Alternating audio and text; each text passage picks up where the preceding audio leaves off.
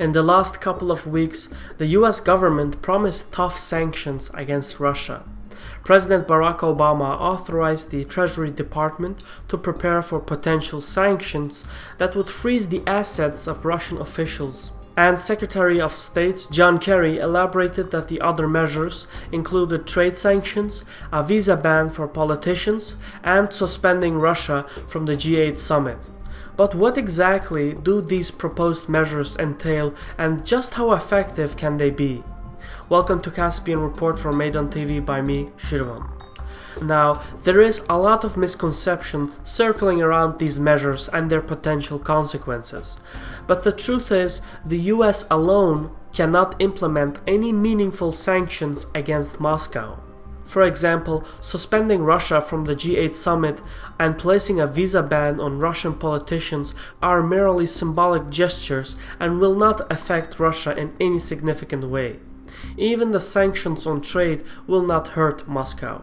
Only 2% of Russia's exports go to the US, which mostly includes petroleum products and nuclear fuel. And due to Russia's protectionist policies on imports, only 5% of its total imports are from the US. The majority of these imports include vehicles, agricultural products, chemical products, civilian aircrafts, etc. And Russia can find these imports from other sources. The only measure that could even put a dent in Russia's economy is the proposal to freeze Russian assets in the US. But the thing is, Russia's financial institutions are barely involved in the US. The total amounts to just about $20 billion. Furthermore, the US holds about $56 billion worth of Russian-issued stocks. Now, Washington could sell these stocks, but considering Russia's $870 billion market capitalization, the impact would be minimal. Plus, selling these stocks would also hurt the American companies that hold them. Now, the US can try to stimulate the decline of the Russian national currency, the ruble, but ever since the collapse of the Soviet Union, most European countries gave up holding currency reserves in Russian ruble. So the US and the Europeans cannot directly influence the Russian currency. They can, however, cooperate with certain private companies that hold Russian bonds and stocks, and from there manipulate the state of the ruble. And the Russians are genuinely concerned on this issue. Since the crisis in Ukraine took a hold, investor confidence in the ruble has sharply decreased, and this has led to significant devaluation of the currency. The Russian central bank responded by spending between $10 and $12 billion of its foreign currency reserves to purchase the ruble in order to stabilize the currency. So that is a substantial sum of money, and given that Russia's oil fund is about $658 billion, the Russians can maintain this rate of spending for a while, but it is depleting the country's foreign currency reserves. Now, aside all these modest measures, there is one way Washington could drastically affect Moscow, and this comes down to forbidding American firms from cooperating and operating in Russia. Needless to say, this would have an enormous impact on Russia's industries, especially its energy sector. For example, ExxonMobil has a huge presence in Russia, worth tens of billions of dollars. ExxonMobil, in cooperation with Rosneft, have invested significantly in the exploration of the Black Sea region and the construction of a liquefied natural gas facility at Vladivostok. These two projects alone are worth at least $18 billion. Rosneft also has major stakes in various North American energy projects, which enables the company to develop new technologies. What you have to understand here is that the profit margin in the energy industry depends on the costs of extraction. The easier it is to extract the oil, the more profit one will make. And in this regard, Saudi Arabia is one of the easiest regions for extraction. Then there are countries like Venezuela and Russia whose energy reservoirs are in remote and difficult regions.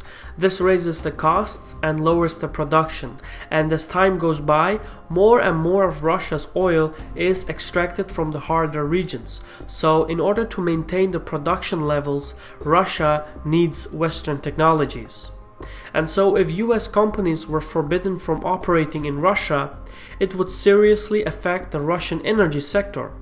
But applying sanctions of this magnitude is very much like a double-edged sword, because it would also hurt the American companies who invested billions of dollars in Russia. One more major American company that would be hurt if the collaboration with the Russians were to be seized is Boeing. Russia is a major supplier and market for Boeing. The company plans to increase its investments in the Russian market from 9 billion to 27 billion by 2021. And right now, the Russian airlines have already ordered about 100 planes. If these sanctions were implemented, they would affect both Boeing and Russia. ExxonMobil and Boeing are just two examples, and if you consider that US energy companies and military firms are some of the most influential lobbyist groups in Washington, it's obvious that these energy and military firms would strongly oppose the sanctions, and therefore it is hard to see this method being realized. Another way the sanctions could succeed depends on the involvement of the Europeans. The EU accounts for about half of Russia's total trade. And just like the Americans, the Europeans too have an enormous presence in Russia. For example, the British own up to 20% of the Russian Rosneft oil company. The French have also made significant investments in Russia's military sector. And the Germans alone spend more than $41 billion on natural gas from Russia every year. The fact is, the EU is the primary consumer of Russian energy, so both the Europeans and the Russians depend on one another, and neither side is really willing to upset that delicate balance. Plus, the EU member states are still dealing with the financial recession. If the Europeans were involved in the sanctions against their third largest trading partner, it would only add more economic stress. But the thing here is that every European member state has a different relationship with Russia. Every member state will act according to its own national interests. So for genuine, meaningful sanctions, the US needs the EU involved. Either that, or Obama needs to ban US firms from cooperating and operating in Russia. Anything less than this would only have a symbolic value to persuade the general public opinion. But this all doesn't mean that the sanctions against Russia are not without its own consequences.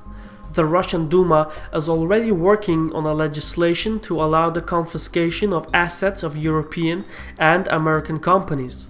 That is, if the sanctions against them are imposed. But the Russians are not senseless. They cannot afford to deny every Western company from operating in Russia. As we mentioned earlier, Russia needs Western technology and investment. So instead of economic retaliation, Moscow will focus on security and geopolitical related countermeasures. For example, Russia has been instrumental in isolating North Korea and Iran by declining to veto the UN sanctions resolutions. These resolutions have hurt Iran's economy and forced the country back to the negotiations.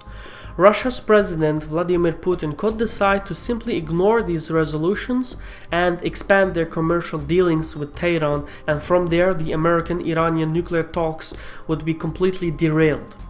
Russia could also supply US adversaries in the Middle East with the S-300 long-range surface-to-air missile systems. Moscow could also decide to withdraw from the INF and New START treaties. These are all possible countermeasures the Russians are capable of undertaking. But the game is called chess, not checkers. Moscow would only engage in this kind of geopolitical retaliation if their national security was threatened, and not just for the sake of retaliation. This was a Caspian Report for Maidan TV by me, Shirvan. You can find more information on Caspian Report and Maidan TV in the social media pages. For now, thanks for watching and so on.